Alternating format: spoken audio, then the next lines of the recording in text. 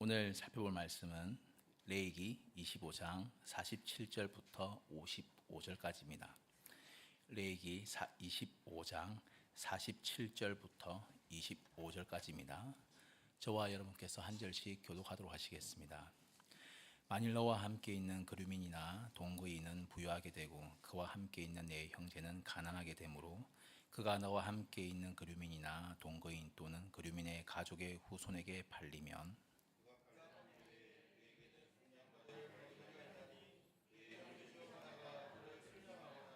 또는 그의 삼촌이나 그의 삼촌의 아들이 그를 속량하거나 그의 가족 중 그의 살부치 중에서 그를 속량할 것이요 그가 부유하게 되면 스스로 속량하되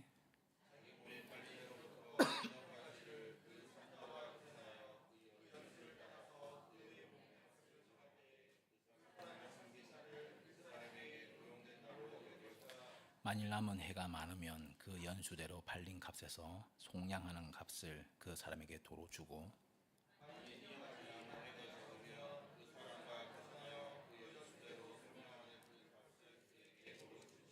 주인은 그를 매년의 삭군과 같이 여기고 내 목전에서 엄하게 부리지 말지니라.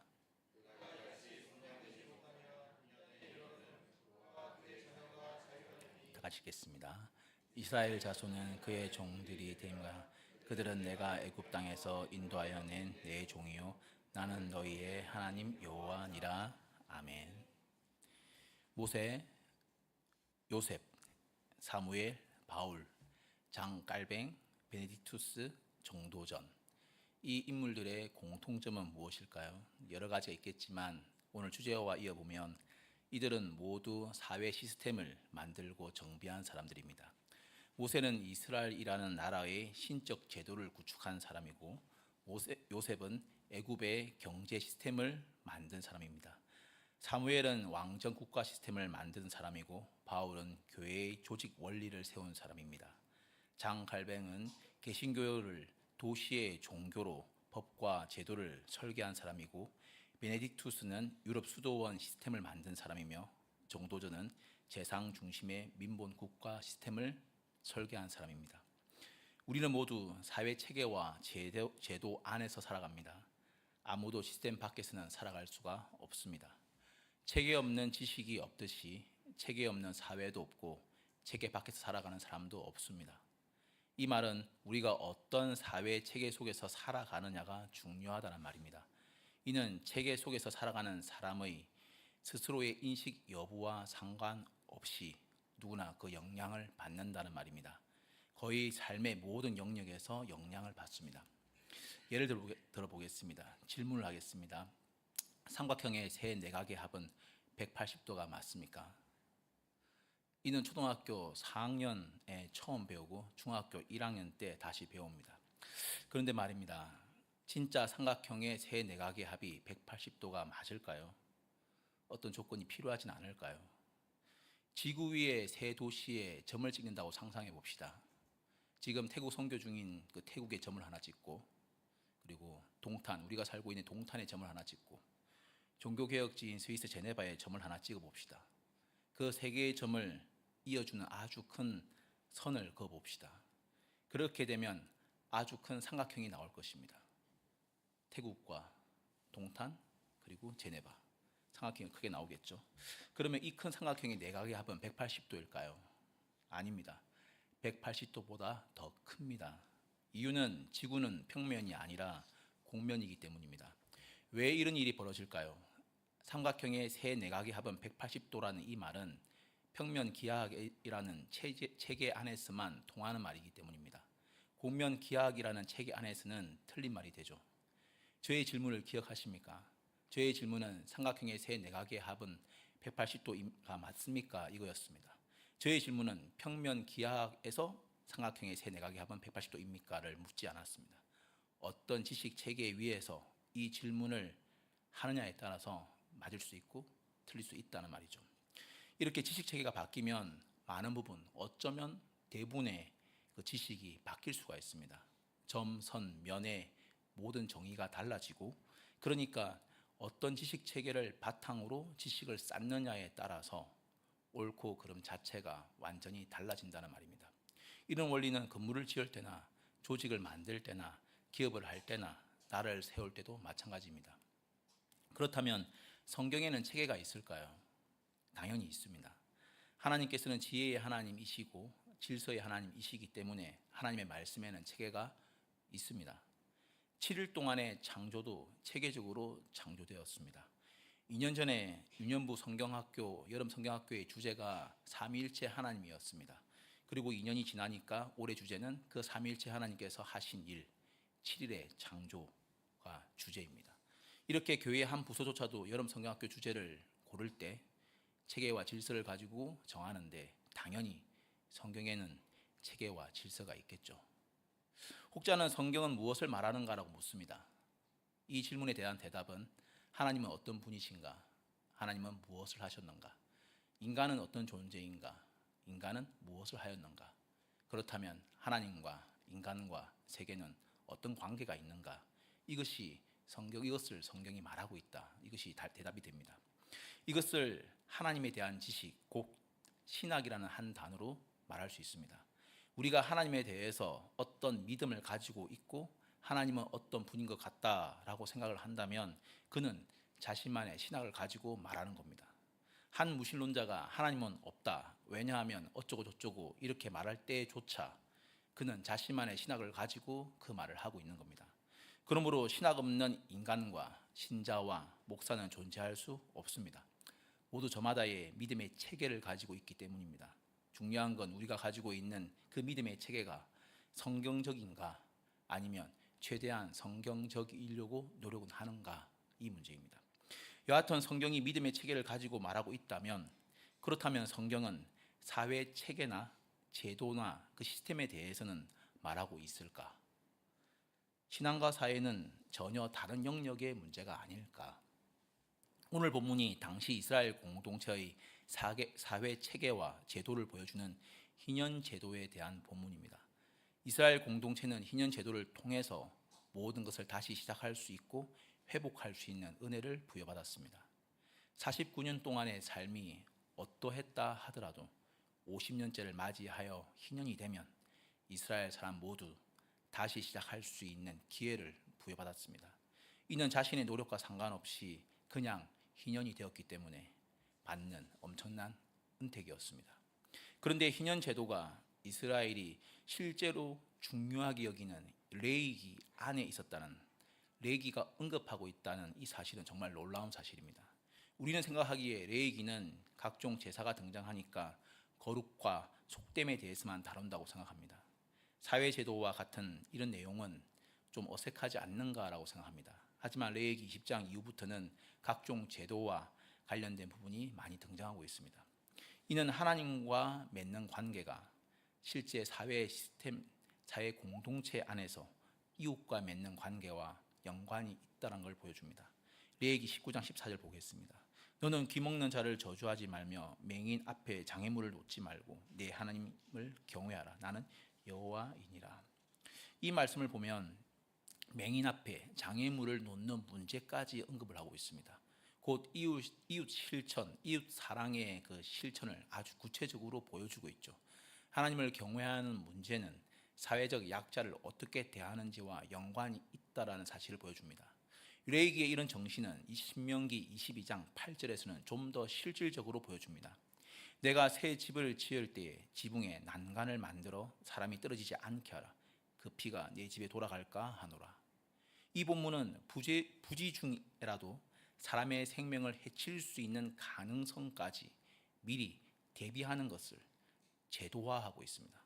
당시의 법들은 사고가 생긴 이유에 대해서만 언급을 하지만 신명기는 사고가 생길 가능성까지 생각하면서 말하고 있는 겁니다.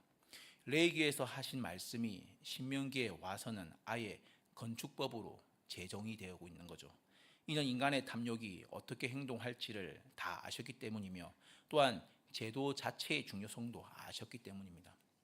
하나님께서는 인간의 재성을 아셨기 때문에 본문의 그 희년 제도를 미리 마련하셨습니다. 하지만 이스라엘이 희년을 지켰다는 기록은 없습니다. 이는 하나님께서 분명하게 하신 그 말씀을 인간이 얼마나 불순종하는지를 보여주는 사건입니다. 오늘 우리는 하나님께서 우리에게 베풀어 주신 사회 체계는 무엇이며 현대 사회는 그 사회 체계를 어떻게 바꾸었으며 그렇다면 우리는 어떻게 해야 되는지에 대해서 살펴보고자 합니다. 오늘 본문을 보면 핵심은 간단합니다. 인의 원칙대로 하라는 말입니다. 레위기 25장 48절 상반절 보겠습니다. 그가 팔린 후에 그에게 속량받을 권리가 있나니 이스라엘 중에서 가난하여 자기 몸을 종으로 판 누구라도 희년이 되면 그는 속량받을 권리가 있습니다. 아무도 이 권리를 빼앗을 수 없습니다. 그 이유는 종되었던 사람이라도 그가 하나님의 소유된 사람이기 때문입니다. 아무도 하나님의 소유를 빼앗을 수는 없습니다. 이스라엘은 하나님께서 주인이십니다. 하나님은 자신의 소유를 빼앗기지 않습니다. 이를 거역하는 자들은 홍해에서의 심판처럼 당하게 됩니다. 레위기 25장 55절입니다. 이스라엘 자손은 나의 종들이 됨이라. 그들은 내가 애굽 땅에서 인도하여 낸 내 종이요 나는 너희의 하나님 여호와이니라. 그렇기에 잠시 종된 사람이라도 원래 주인이신 하나님의 말씀을 쫓아서 희년이 되면 속량의 기회를 얻게 됩니다. 이때 속량을 받는 규칙이 본문에 등장을 합니다. 원리도 간단합니다. 희년까지 남은 연한까지만 계산해서 종의 역할을 다하면 된다입니다. 희년이 5년 남은 상태라면 그 종은 5년 동안만 종으로서 일을 하고 5년 후에는 자유인이 됩니다. 만약 희년이 1년 남은 상황이라면 그 종은 1년만 종으로서 일을 하고 나머지는 자유인이 됩니다. 이때 조심할 원칙이 있는데 레위기 25장 52절부터 53절에 나옵니다.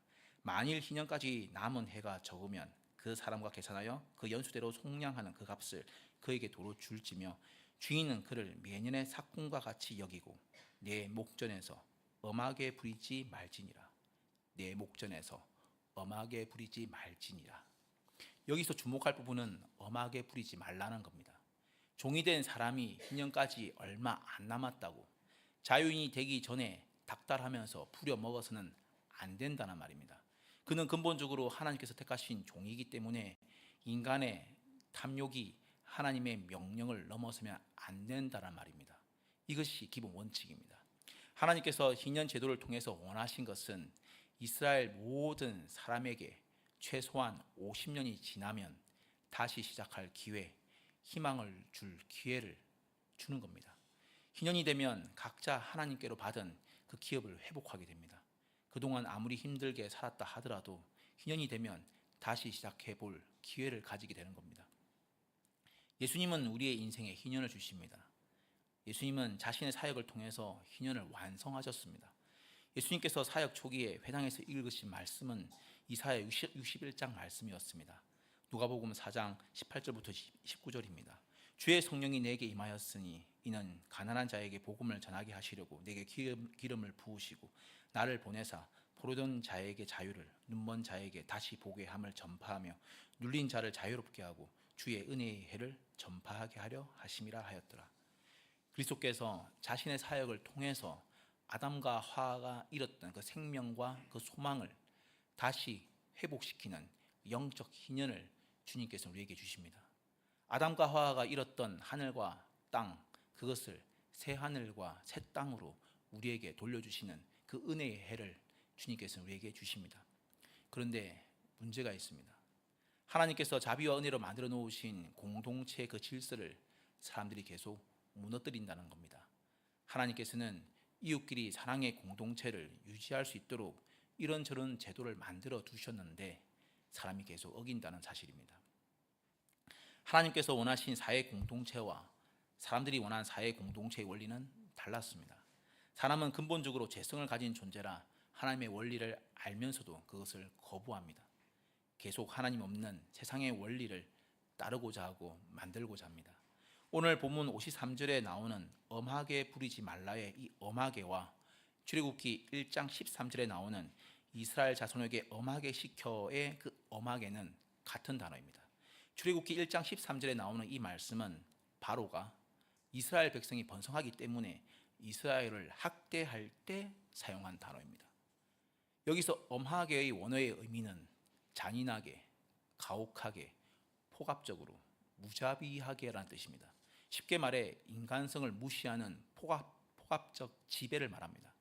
본문 레위기 25장 53절에서 주인은 희년이 얼마 남지 않은 종을 대할 때 엄하게 인간성을 무시할 정도로 폭압적 지배를 함으로 자신의 이윤을 극대화하지 말라는 말입니다. 성경은 인간이 가지는 탐욕을 알기 때문에 이렇게 미리 경계를 했습니다. 여기서 우리가 중요하게 생각할 부분은 인간성 상실 수준의 그 폭압적 지배는 하나님의 원칙이 아닌 바로의 원칙, 곧 하나님이 없는 사회의 원칙이라는 사실입니다. 출애굽기 1장에서 보여주는 모습은 이것입니다. 바로는 이스라엘을 학대합니다. 바로는 인간이 가져야 할 존엄성을 침해할 정도의 노동을 요구합니다. 바로는 여기서 한 단계 더 나아갑니다. 출애굽기 5장에 의하면 바로는 모세가 이스라엘 백성을 내보내라는 그 말을 하니까 이스라엘의 그 노동을 더 무겁게 합니다. 그 방식이 벽돌을 만들 짚을 주지 않고 같은 양의 벽돌을 만들게 했습니다. 분명 이전에 노동 강도도 학대 수준이었는데 짚을 주지 않고 직접 찾게 함으로써, 하지만 결과물은 동일한 양을 요구함으로써 그 학대를 강화했습니다. 곧 학대의 방식으로 그 구조적 부조리를 만든 겁니다.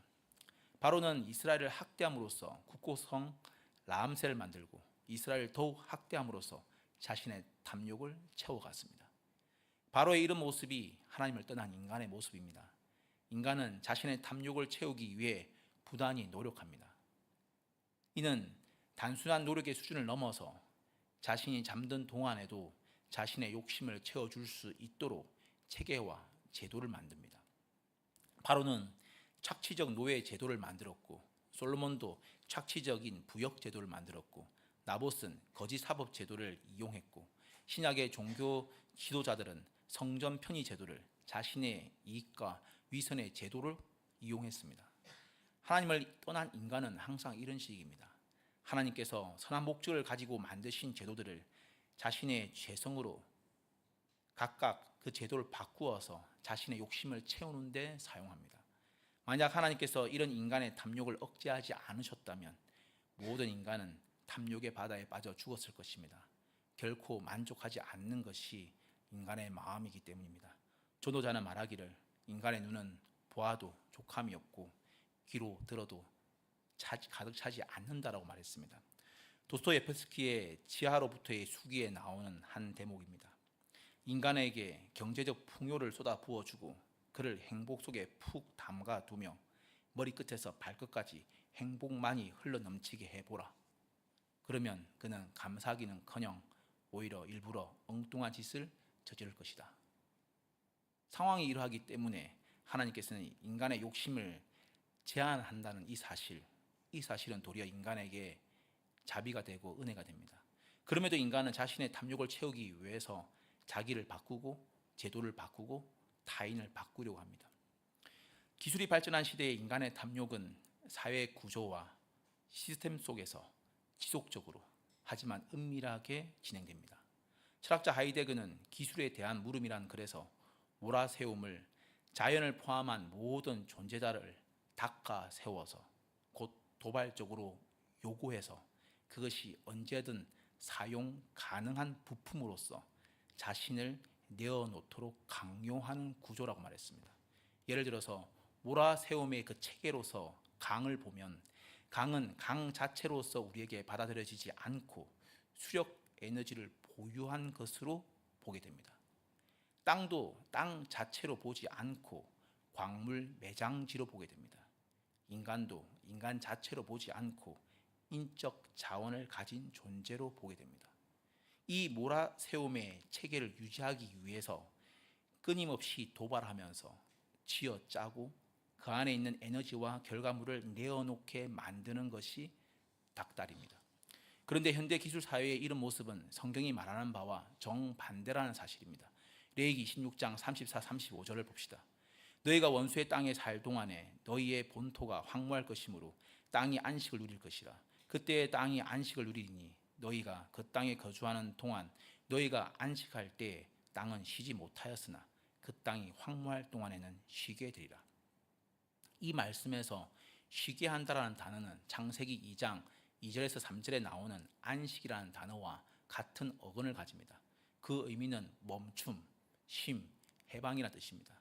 반면에 오늘 본문 레위기 25장 53절에 나오는 엄하게는 가혹, 혹독의 뜻을 가지고 있는 단어로서 출애굽기 1장에서 바로가 이스라엘에게 행한 그 모습입니다. 그러니까 엄하게와 쉬게 하리라라는 이 단어는 서로 대립합니다. 이 일은 바로 앞구절인 레위기 26장 33절을 보면 이스라엘이 하나님께 순종하지 않았을 때, 그래서 그들이 여러 민족 중에서 흩어졌을 때 벌어지는 일이라는 사실이 중요합니다. 이것이 왜 놀랍냐면 이스라엘이 포로로 잡혀갔을 때에 도리어 땅은 안식한다는 점입니다.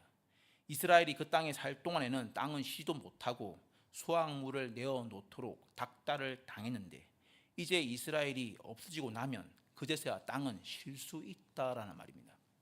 이 말씀을 볼 때 이스라엘이 하나님께서 주신 땅에서 살면서도 하나님을 모르고 하나님을 떠나면서 얼마나 많은 탐욕을 그들의 삶 전체에서 모든 영역에서 부리고 있었는지를 알 수 있습니다.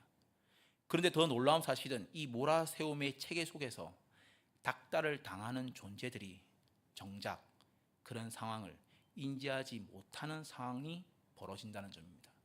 예를 세워서 몰아세움 안에서 우리는 강을 수력 자원으로 보는 것, 이것을 강을 있는 그대로 제대로 본다라고 우리는 착각을 합니다. 자신이 닥달을 당하는 체계 속에서 살아가고 있다는 사실 자체를 인식하지 못하는 것, 이것이 가장 큰 위험입니다. 이런 일이 벌어질 때 민수기 11장 4절에 나오는 5절에 나오는 이 말도 할 수 있는 겁니다. 이르되 누가 우리에게 고기를 주어 먹게 하랴. 우리가 애굽에 있을 때에는 값없이 생선과 오이와 참외와 부추와 파와 마늘을 먹은 것이 생각나거늘. 애굽에 있을 때 이스라엘은 노예였으며 엄하게 착취와 학대를 받았는데 정작 자신들이 그런 몰아세움과 닥달 속에 있었다는 사실조차 인식하지 못하고 이 말을 하는 겁니다. 그러니까 도리어 그리워하고 있습니다. 이것이 얼마나 어이없는 일입니까? 그런데 여기서 한 가지 더 생각해 볼 부분이 있습니다. 이전에는 이런 닥달과 착취가 외부로부터 왔다면 21세기에는 개인 자신으로부터 행해지고 있다는 점입니다. 닥달의 주체가 바뀌었습니다. 21세기 현대인은 스스로 생산자이자 소비자이며 스스로 주인이자 노예이며 스스로 닥달하는 자이자 에너지와 결과물을 개어내는 자입니다. 현대인은 스스로를 닥달하는 존재입니다. 이런 자기 착취자는 외부로부터 닥달을 당하는 존재보다 더 위험합니다. 이들은 자가 발전하는 존재와 같아서 닳아서 없어질 때까지, 더 이상 충전할 수 없을 때까지, 자가 발전을 하지 못할 때까지 스스로를 닥달합니다. 이런 경우에는 외부에서 아무런 고통이나 억압을 줄 필요도 없습니다. 스스로 알아서 닥달하기 때문입니다. 결과물이 좋으면 기쁨으로 다시 자기를 닥달하고 안 좋으면 스스로를 책망합니다. 자신이 잘못된 체계 속에서 스스로를 닥달하며 살고 있다는 사실 자체를 모르기 때문에 이 일이 벌어집니다. 막스 베버는 새로 만든 우리에 갇힌 사람이 예전에는 많이 있었다면 현대 사회에는 강철처럼 단단한 껍데기를 덮은 사람이 많다고 했습니다. 여기서 단단한 껍데기란 달팽이와 같은 생명들이 스스로 자기를 보호하기 위해서 만든 것, 그리고 그 속에 들어가는 것, 그것을 말합니다. 그러니까 새로 만든 우리는 밖에서 누군가가 우리를 만들어서 우리를 가두었지만 강철처럼 단단한 껍데기는 스스로 만들어서 스스로 기어 들어간 겁니다. 현대인은 저마다의 철 외피, 이것을 하나씩 두르고 있는데 그 외피가 더 완벽해질수록 그 철 외피는 더 두꺼워지고 더 무거워지기 때문에 나중에는 스스로 벗지도 못하는 상황이 됩니다. 인간으로서 언제든지 벗어 던질 수 있는 그 가벼운 외투가 다시는 벗지 못하는 외투가 되는 겁니다. 닥달의 가장 큰 문제점은 닥달이 인간성 상실을 불러온다는 점입니다. 더 많은 결과물, 더 많은 생성물을 만들어내기 위해서 각 존재가 가진 있는 모습 그대로 그 모습만으로는 부족합니다. 더 끄집어내야 하고 더 쥐어짜야 합니다. 땅도 여러 비료로 많은 생산량을 닥달하게 되면 나중에는 아주 적은 수확물만 내게 됩니다. 인간도 마찬가지입니다. 인간이 몰아세움 체계 속에서 닥달당하면서 살아가게 된다면 그가 인간이기에 가진 존재 가치는 잃게 됩니다. 현대사회는 더 많은 존중과 더 많은 배려와 더 많은 관용을 말합니다.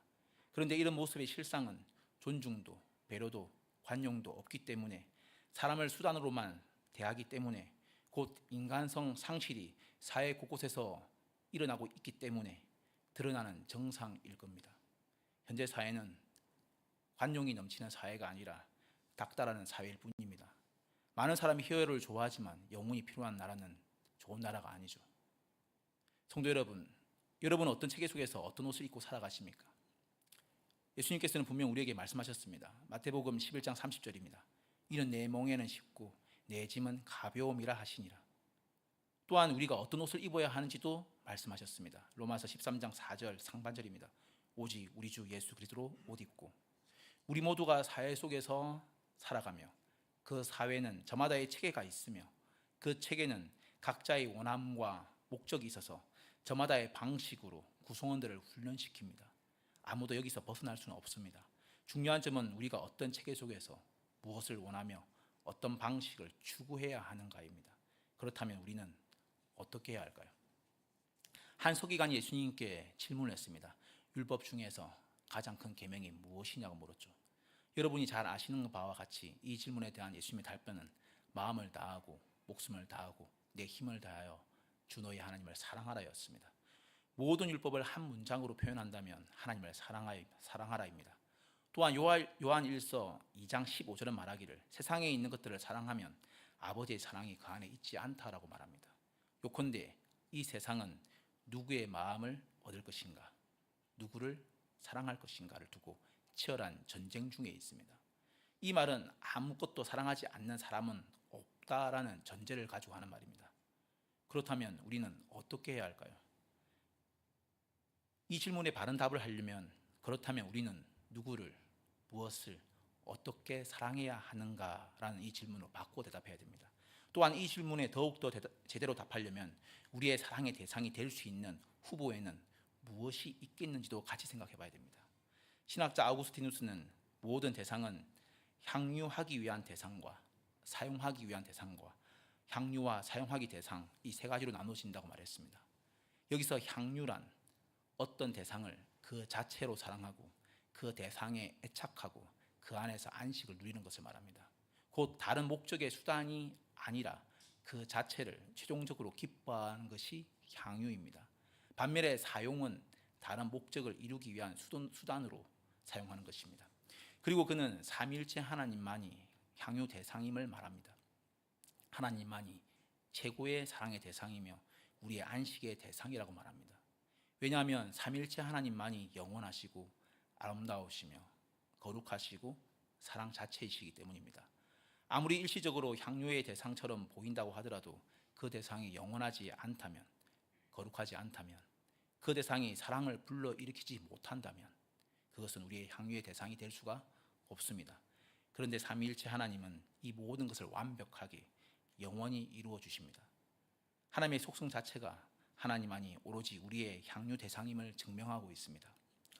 아우구스티누스는 계속 말하기를 하나님을 향유하기 위해서는 정신이 정화되어야 된다라고 말합니다. 곧 성령 하나님으로 마음이 새롭게 된 사람만이 삼위 하나님으로 즐거워할 수 있고 주님께 최고의 사랑을 드릴 수 있다란 말입니다.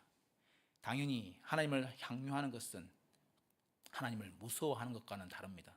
하나님을 무서워하는 사람은 하나님께서 명하신 모든 일을 할 수는 있지만 하나님을 사랑하지 않을 수 있습니다. 성도 여러분, 세상의 체계가 각자의 원함과 목적이 가지고 있고 저마다의 방식이 있어서 구성원들을 훈련시킨다면 결국 그것이 무엇을 향유할 것인가의 문제로 귀결된다면 우리가 어떻게 해야 되는가의 그 질문에 대한 답은 정해져 있습니다. 우리는 하나님을 가장 향유하며 살아야 합니다. 세상이 그들만의 체계 속으로 우리를 밀어넣고 그 속에서 우리를 닥달하는 이유는 우리의 정밀을 혼미하게 만들어서 우리가 하나님을 사랑하지 않고 사랑할 분을 사용하고 사용할 것을 사랑하게 하기 위함이고 우리가 하나님을 향유하는 존재라는 그런 존재로 창조받았다는 그 사실 자체를 잊게 하기 위함입니다. 그렇기에 우리는 이 사실을 잘 붙잡고 잊지 말아야 합니다.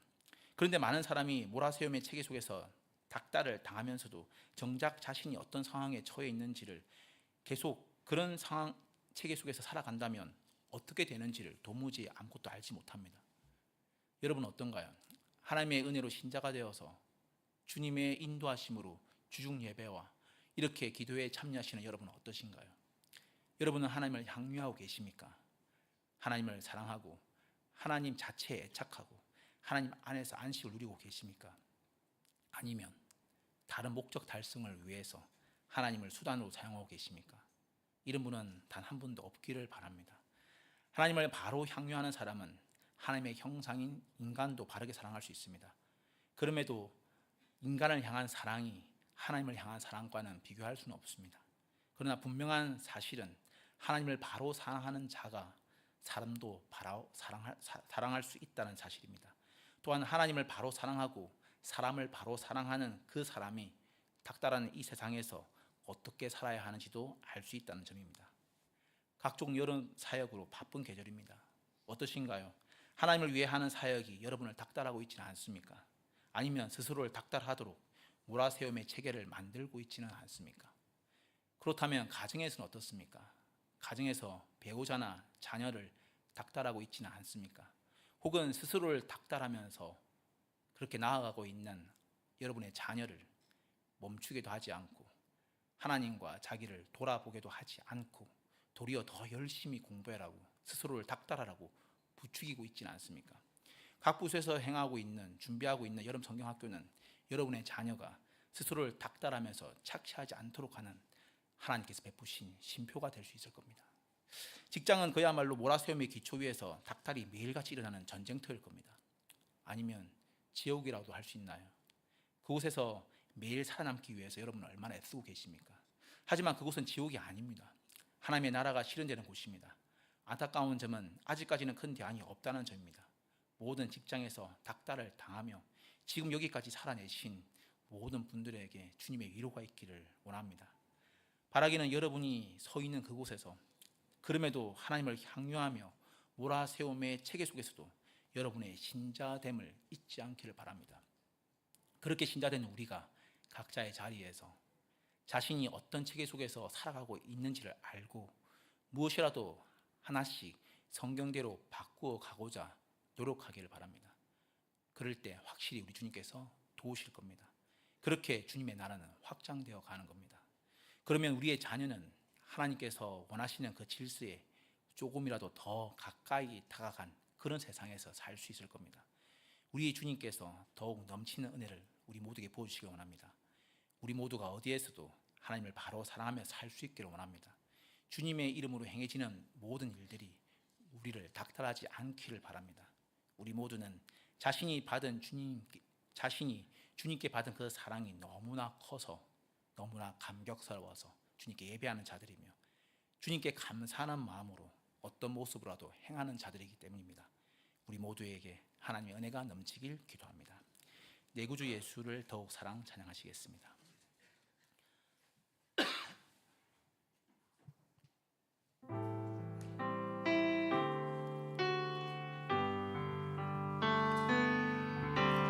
내 구주 예수를 더욱 사랑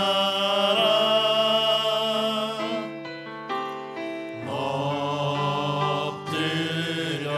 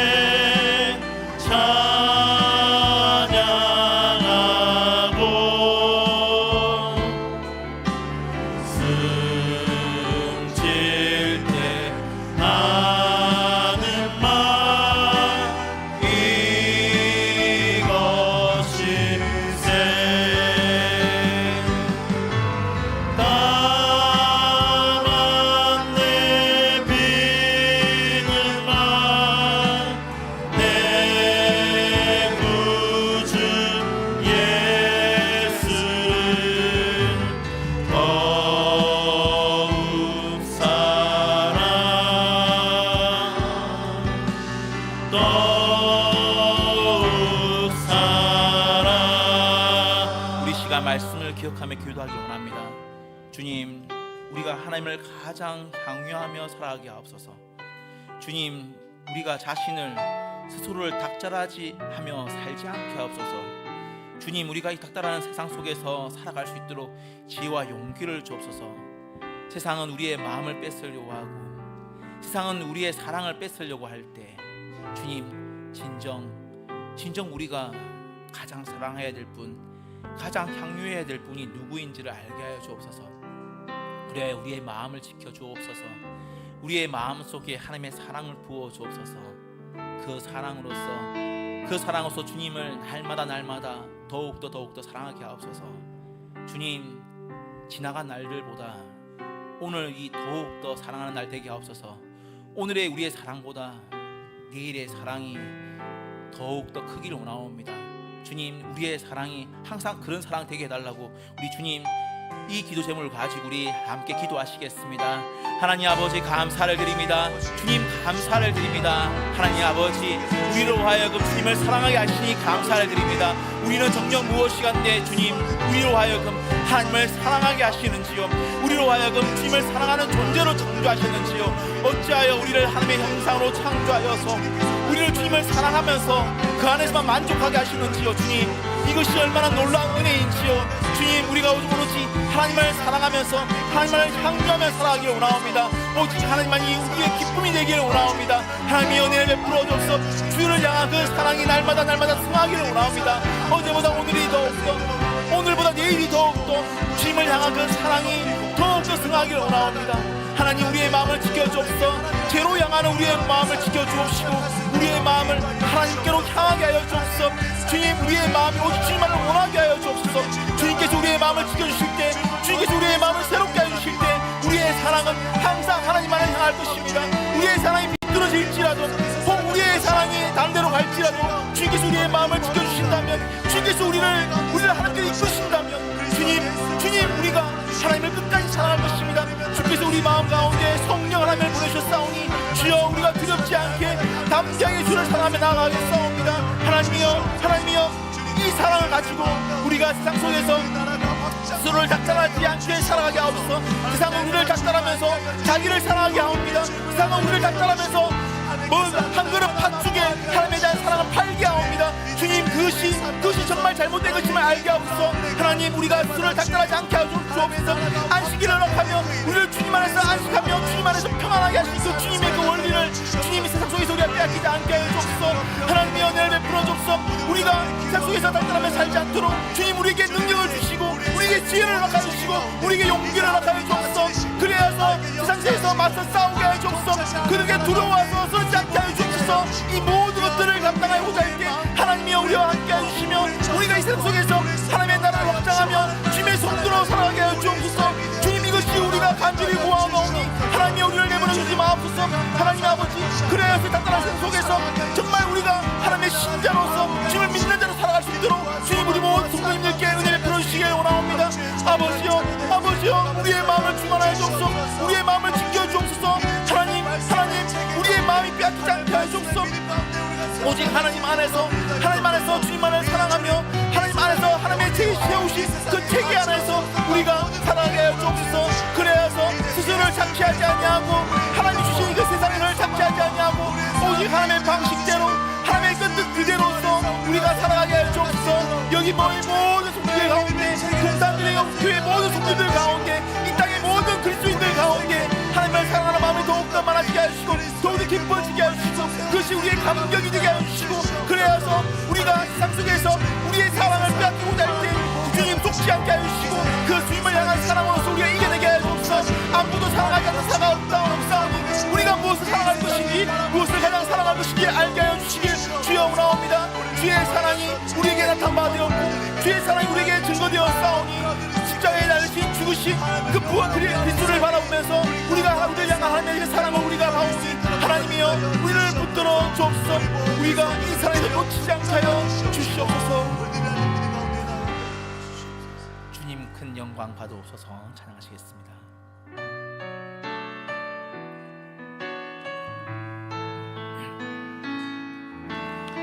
주님 큰 영광 받으소서. 홀로 찬양 받으소서. 모든 이름 위에 뛰어난 그 이름, 온 땅과 하늘이 다 찬양해. 겸손하게 우리 무릎 꿇고 주 이름 앞에 영광 돌리세. 주 이름 앞에 영광 돌리세. 모두 절하세. 독생자 예수 주님께 찬양 드리니 모든 영광과 존귀, 영광과 존귀와 능력 받으소서.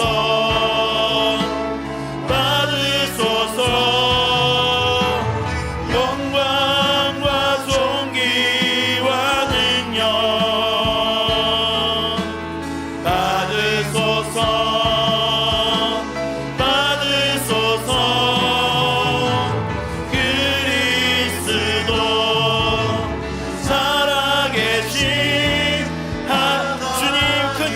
받으소서. 주님 그 영광 받으소서. 홀로 찬양 받으소서. 모든 이름 위에 뛰어난 그 이름, 온 땅과 하늘이 다 찬양해. 겸손하게 우리 무릎 꿇고 주 이름 앞에 영광 돌리세. 모두 절하세. 모두 절하세. 독생자 예수 주님께 찬양 드리세. 모든 영광과 존귀,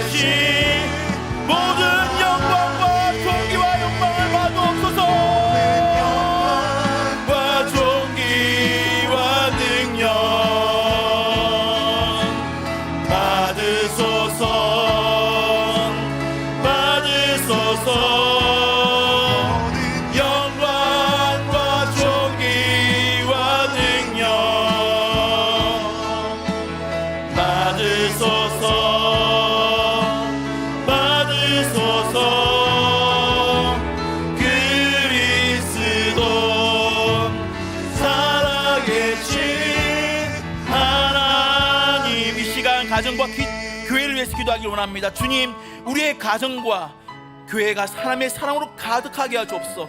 이를 통해서 하나님 영광 받으시기 원하옵니다. 주님, 우리의 가정과 교회가 힘들고 지친 사람들을 품어줌으로써 그는 공동체에 됨으로써 하나님 영광 받기를 원하옵니다. 주님, 우리의 속한 모든 공동체에서 그 하나님의 사랑을 실천함으로써 하나님께 영광 돌리기를 원하옵니다. 주여, 이 모든 것을 통하여서 하나님 영광 받아 주옵소서. 우리 모두 주님을 간절히 부르면서 기도하시겠습니다. 주여 하나님 아버지 감사를 드려옵니다. 하나님 아버지 감사를 드려옵니다. 우리는 무엇이간데 주님 우리를 통하여서 영광을 받으시온지요. 우리는 무엇이간데 주님 우리를 통하여서 영광을 받으시는지요. 우리가 주님께 영광을 돌리지 않는다고 하여도 주님의 그 영광에는 한 돌도 부족함이 없을 것인데, 우리가 주님께 영광을 돌린다 하여도 주님의 그 영광에 아무것도 더할 수는 없을 텐데, 주님 어찌하여 우리로 하여금 하나님께 영광을 돌리는 자로 부르셨나이까? 어찌하여 우리로 하여금 주님께 예배하는 자로 부르셨나이까? 이것이 얼마나 놀라운 일인지 주님 고백하옵니다. 하나님 아버지, 우리가 주님께 영광을 돌리지 않는다면 돌들이 풀들이 나무가 하나님께 영광을 돌린 것인데, 주여 감사를 드려옵니다. 우리로 하여금 하나님을 영광 돌리는 자, 우리로 하여금 하나님께 영광 돌리는 자로 불러주시니 감사를 드려옵니다. 하나님 아버지, 우리가 이 영광을 삶의 모든 자리에서 돌리기를 원합니다. 주님 교회에서 뿐만 아니라 가정과 직장과 삶의 모든 곳에서 모든 순간에 주님께 돌리기를 원합니다. 하나님 아버지, 우리의 가정과 교회가 하나님의 사랑으로 가득 차게 하여 주옵소서. 하나님의 사랑으로 가득 찬 교회와 그 가정에서, 그 가정을 통하여서, 그 교회를 통하여서 주님은 영광을 받으실 것입니다. 사랑이 가득한 가정, 사랑이 가득한 그 교회를 통하여서 주님은 영광을 받으시옵니다. 우리 수의 고백이 아닌 우리의 행함 그대로 주님은 영광을 받으시옵니다. 주님, 우리의 가정과 교회가 힘들고 지친 사람을 도와주는 그런 공동체 되게 하여 주옵소서. 그리할 때 주님은 영광을 받으시옵니다.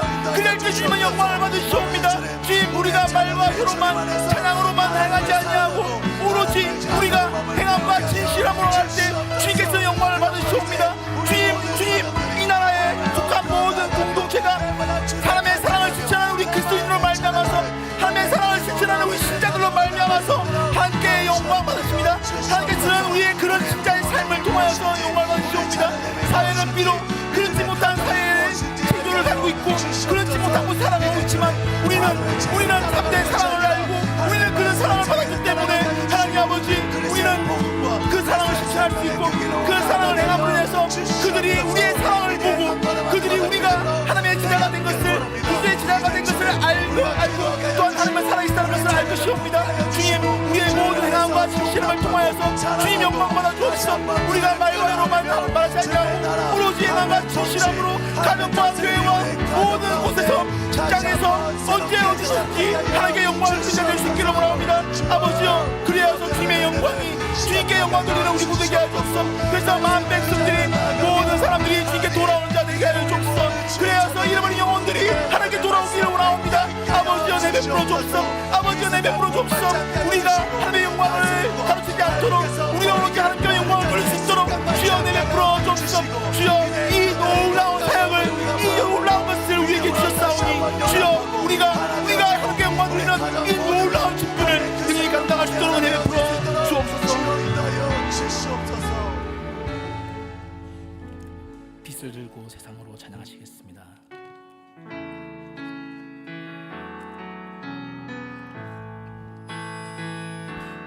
우리 영혼에 주가 주신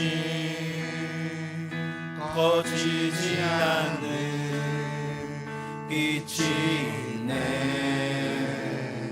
오직 주님께 우릴 드릴 때 그 빛을 밝혀 주신, 절망에 빠진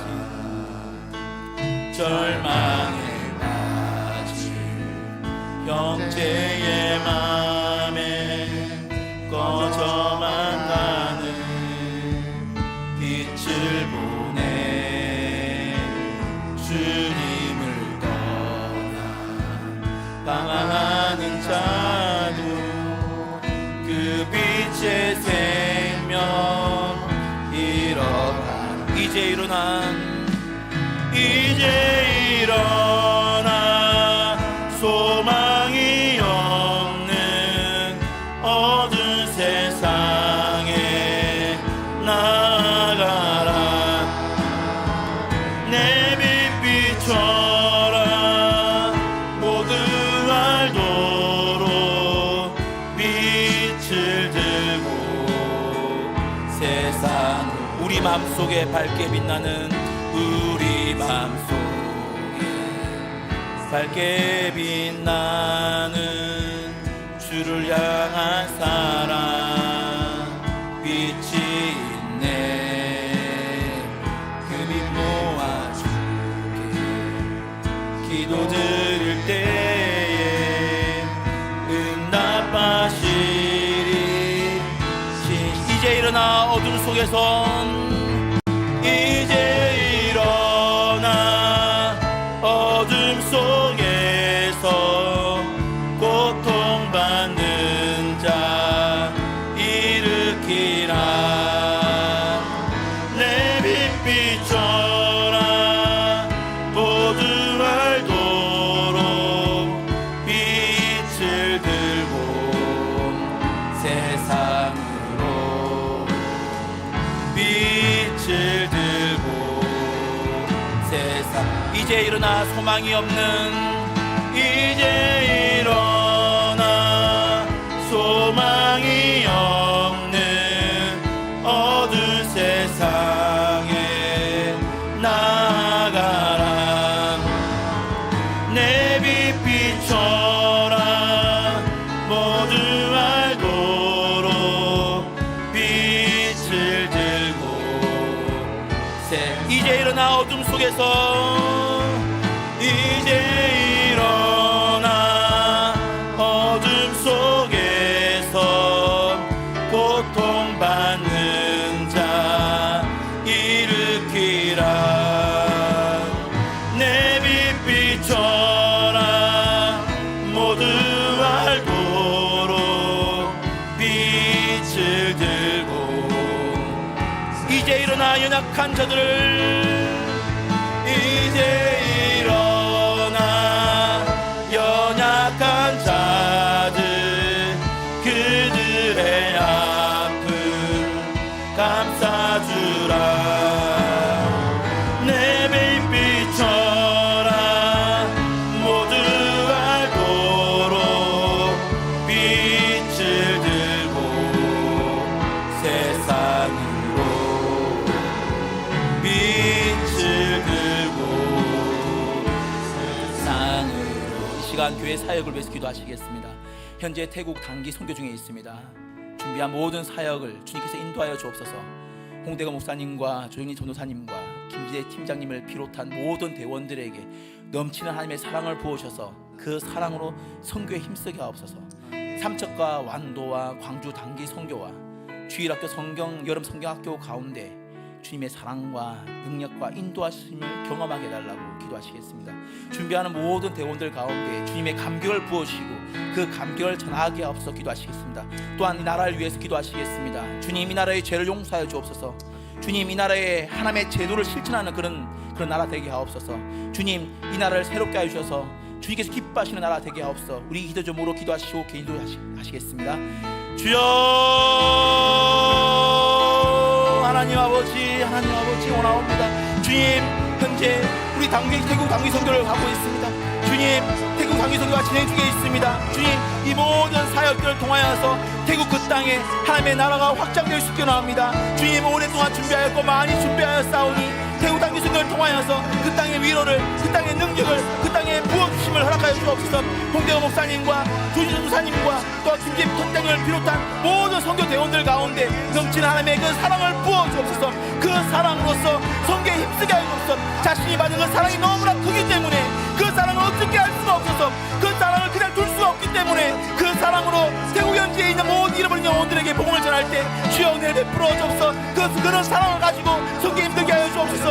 주님, 또 삼척과 완도와 광주 단기 선교가 또 준비되고 있습니다. 또한 주일학교 여름 성경학교가 준비하고 있습니다. 주님, 이 모든 사역들 가운데 주님께서 은혜를 베풀어 주시기 바랍니다. 준비하는 모든 자들 가운데 주님께서 힘을 부어주실 뿐만 아니라 주님, 이 모든 과정들을 통하여서 모든 참여하는 자들에게 넘치는 주의 사랑이 있게 하여 주시고 그 사랑을 통하여서 믿음이 더욱더 굳건하게 하여 주시옵소서. 주님, 이 모든 가정들을 통하여서 이 모든 사역들을 통하여서 주님의 그 능력과 주님의 넘치는 부어주시는 그 사랑과 인도하심을 경험하게 해주옵소서. 준비하는 모든 대원들 가운데 주님을 향한 그 감격을, 주님을 향한 그 사랑의 감격을 보여주시고 그 감격 그대로, 그 사랑 그대로 가지고 각자의 선교지에 나아가서 전파하는 자 되게 하여 주옵소서. 주님, 이 나라의 죄를 용서해 주옵소서. 이 나라에 가득한 탐욕과 그 모든 죄악들을 용서해 주옵소서. 그래서 주님 이 나라가 다시금 하나님의 제도를 실천하는 그런 나라가 될 수 있기를 원하옵니다. 다시금 이 나라를 통하여서 하나님의 나라가 확장될 수 있기를 원하옵니다. 하나님 아버지 이 나라를 새롭게 하여 주옵소서.